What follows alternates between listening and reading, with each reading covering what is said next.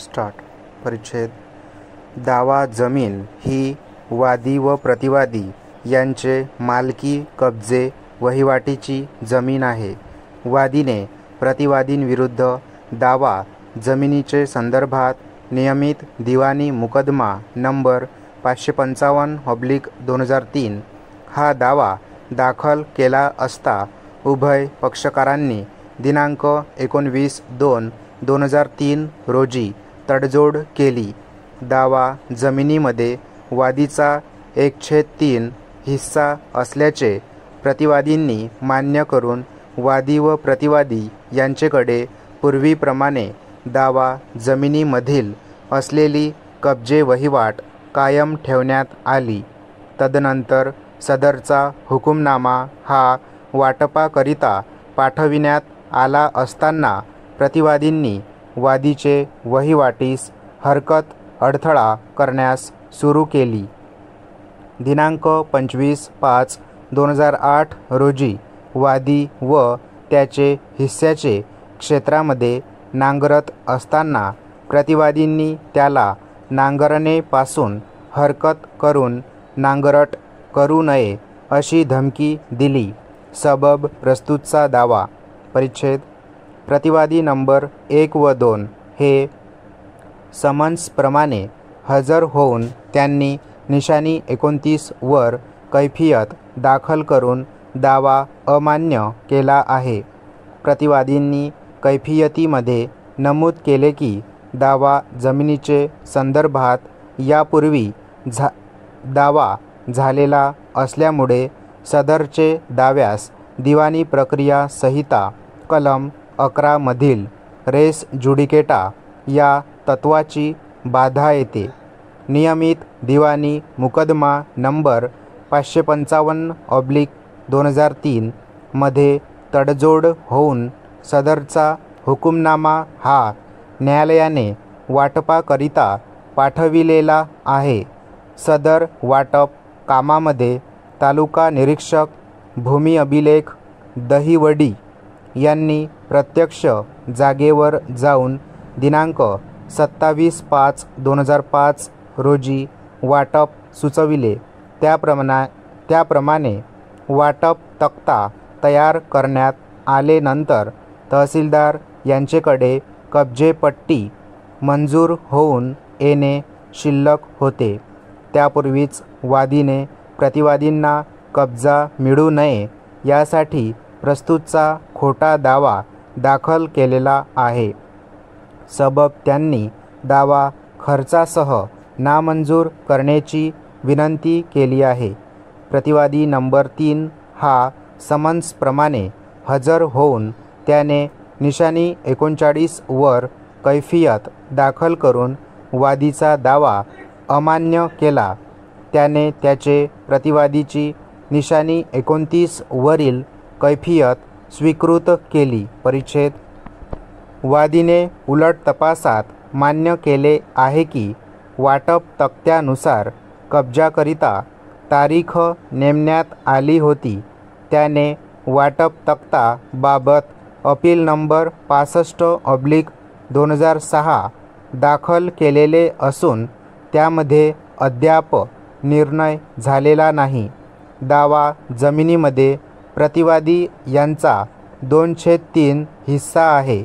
त्यांचेकडे कौटुंबिक व्यवस्थापनेचे कागद असून तो दाखल करण्यास तयार आहे. कौटुंबिक व्यवस्थापनेमध्ये दावा जमिनीचे सरसनिरस मानाने वाटप होऊन पूर्वीची वहिवाटीप्रमाणे वाटप करण्याचे ठरले आहे. परिच्छेद. प्रतिवादी नंबर 3 याने शपथेवर कथन केले की वादीने खोटा दावा दाखल केलेला आहे. सन 1998 साली कौटुंबिक व्यवस्थापनेप्रमाणे कधीही वाटप झालेले नाही. अगर दिनांक 20/4/1998 रोजीचे वाटपाची लेखी यादी लिहिण्यात आलेली नाही. सन 1998 मध्ये वाटपाप्रमाणे वहिवाट करावयाचे ठरविण्यात आले नव्हते. प्रतिवादी नंबर 3 संजय याने उलट तपासात नमूद केले की त्याने नियमित दिवाणी मुकदमा नंबर 555/2003 मधील हुकुमनामा पाहिलेला नाही, तसेच तो त्या दावा जमिनीमध्ये पक्षकार नव्हता, तसेच त्याने प्रस्तुत दाव्यातील कागदपत्रे देखील पाहिलेली नाहीत. परिच्छेद वर नमूद बाबींचा व संपूर्ण संचिकेचे अवलोकन करता असे दिसून आले की प्रतिवादींनी त्याची बाजू साबितीकरिता फक्त संजय याची साक्ष नोंदविली आहे.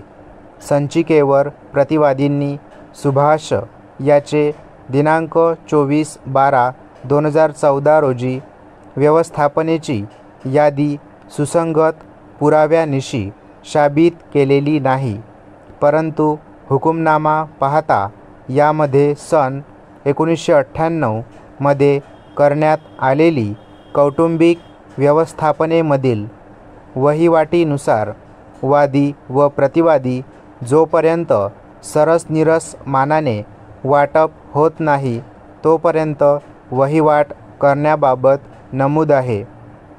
वादी व प्रतिवादींना गट नंबर 1378 मधील पश्चिमेकडील दक्षिणोत्तर चाळीचे रस्त्यावरून वहिवाट करण्याचा अधिकार आहे. सदरचा रस्ता हा वादीकरिता अनुसेवी स्थावर होऊ शकतो, तसेच प्रतिवादी करता तो अधिभोगी स्थावर होऊ शकतो. तसेच तो रस्ता प्रतिवादीकरिता अनुसेवी स्थावर आणि वादीकरिता अधिभोगी स्थावर होऊ शकतो. सबब वर नमूद बाबींचा विचार करता गट नंबर 1378 मध्ये प्रतिवादी नंबर 2 हिने वादी प्रतिवादीचे सामायिक वहिवाटीमधील रस्त्यावर संडासाचे बांधकाम केले आहे. ही बाब वादीने सुसंगत पुराव्यानिशी साबित केलेली आहे. सदर संडासाचे बांधकामामुळे वादीचे वहिवाटीचे हक्कास बाधा निर्माण झालेली आहे. यामुळे जोपर्यंत सरसनिरस मानाने वाटणी होत नाही तोपर्यंत उभय पक्षकारांना सदरचा रस्ता हा सामायिक मध्ये येणे जाणे करिता वापरण्याचा अधिकार आहे. सबब प्रतिवादी नंबर 2 हिचे संडासाचे बांधकामामध्ये वादीचे येणे जाण्याचे हक्कास बाधा निर्माण झाली आहे. विनिर्दिष्ट अनुतोष अधिनियम कलम 39 मधील तरतूद पाहता एखाद्या व्यक्तीवर एखादी बाब करण्यास बंधन असेल, परंतु तो ती बाब करण्यापासून किंवा ते बंधनाची पूर्तता करण्यास नकार देत असेल तर आज्ञार्थी हुकुमान्वये सदरचे बंधन करण्याबाबत आदेश करता येतील अशी तरतूद नमूद आहे. वर नमूद तरतुदींचा व वरील विवेचने पाहता असे दिसून आले की प्रतिवादी नंबर 2 हिने सामायिक रस्त्यावर संडासाचे बेकायदेशीर बांधकाम केले, त्यामुळे तिचेवर बंधन असतानाही ते काढून टाकण्यास तिने नकार दिला असे दिसून येते. वर नमूद विवेचन व नकाशा पाहता प्रतिवादी नंबर 2 हिने सामायिक रस्त्यावर बांधकाम केले. ही बाब वादीने पुराव्यानिशी साबित केली आहे. सबब वर नमूद विवेचनावरून मी मुद्दा नंबर 3 ते 6 चे निष्कर्ष होकारार्थी नोंदवत आहे. स्टॉप.